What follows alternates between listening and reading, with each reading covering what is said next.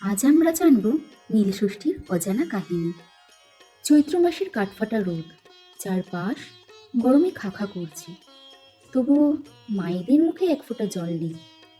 দিনভর উপোস করে সন্ধ্যার পর শিবের মাথায় জল ঢেলে তবেই তারা জল গ্রহণ করেন। কিন্তু কেন? কিসের এত টান, কিসের এত বিশ্বাস? আজ আপনাদের শোনাবো এমন এক গল্প যা শুনলে আপনারও গায়ে কাটা দেবে। জানাবো নীলষষ্ঠীর সেই অজানা কাহিনী যা প্রতিটি মায়ের জানা উচিত। গল্পটা অনেক দিন আগে, বলতে পারেন অনেক বছর আগে। এক দেশে বাস করতেন এক ব্রাহ্মণ ও ব্রাহ্মণী। তারা ছিলেন চরম ঈশ্বর ভক্ত। 12 মাসে 13 পার্বণ, কোনো ব্রত বা পুজোই তাদের বাদ যেত না। কিন্তু ভাগ্যের নির্মম পরিহাসে তাদের একটি সন্তানও বাঁচত না। জন্ম নেওয়ার কিছুদিনের মধ্যেই কোল খালি করে মৃত্যুর কোলে ঢলে পড়ত। শোকে, দুঃখে আর ক্ষোভে একদিন ব্রাহ্মণী কেঁদে উঠলেন। সবই মিথ্যে, এত পুজো, এত বারব্রত করে কি পেলাম? ঠাকুর দেবতা বলে কেউ নেই।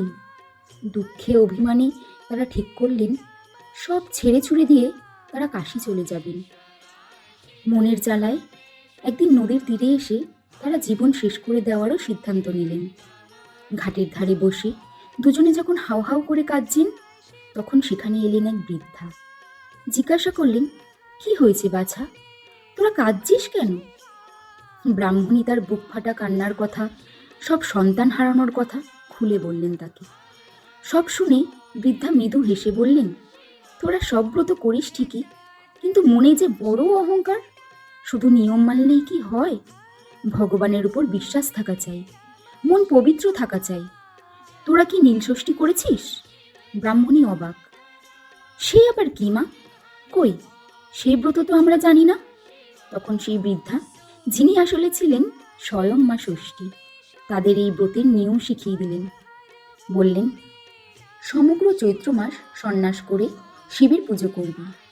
তারপর সংক্রান্তির আগের দিন সমস্ত দিন উপোস করে সন্ধ্যার সময় নীলাবতীর পুজো করে নীলকণ্ঠ শিবের ঘরে বাতি জেলে মা ষষ্ঠীকে প্রণাম করে তবে জল খাবি।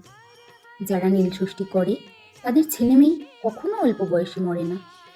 এই কথা বলেই বৃদ্ধা শূন্যে মিলিয়ে গেলেন। বাড়ি ফিরে খুব নিষ্ঠা ভরে নীলষষ্ঠীর ব্রত করলেন ব্রাহ্মণী। আর মা ষষ্ঠীর কৃপায় তার কোল আলো করে জন্ম নিল ফুটফুটে সব সন্তান। তারা দীর্ঘায়ু ও নিরোগ হল। পাড়ার সকলে ব্রাহ্মণীর এই সুখ দেখে ব্রতের কথা জানতে পারল, এবং সেই থেকে ঘরে ঘরে সন্তানের মঙ্গলের জন্য শুরু হলো নীলষষ্ঠীর ব্রত। নীল পুজো বা নীলষষ্ঠী হলো মূলত সনাতন ধর্মাবলম্বীদের এক লোকোৎসব, যা মহাদেব শিব ও দেবী নীলাবতী অর্থাৎ শিব ও দুর্গা বিবাহ উৎসবের স্মারক। চৈত্র সংক্রান্তির চড়ক উৎসবের ঠিক আগের দিন এই পূজা অনুষ্ঠিত হয়।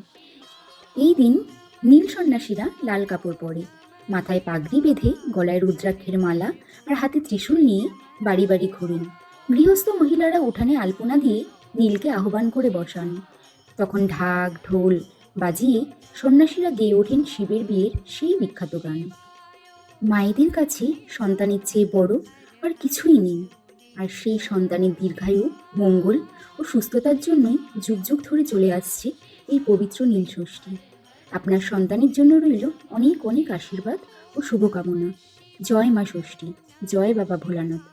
এই গল্পটি আপনার কেমন লাগলো অবশ্যই জানাবেন, এবং অন্য মায়েদের সাথে শেয়ার করে তাদেরও নীলষষ্ঠীর এই পবিত্র কাহিনী জানার সুযোগ করে দেবেন। ধন্যবাদ।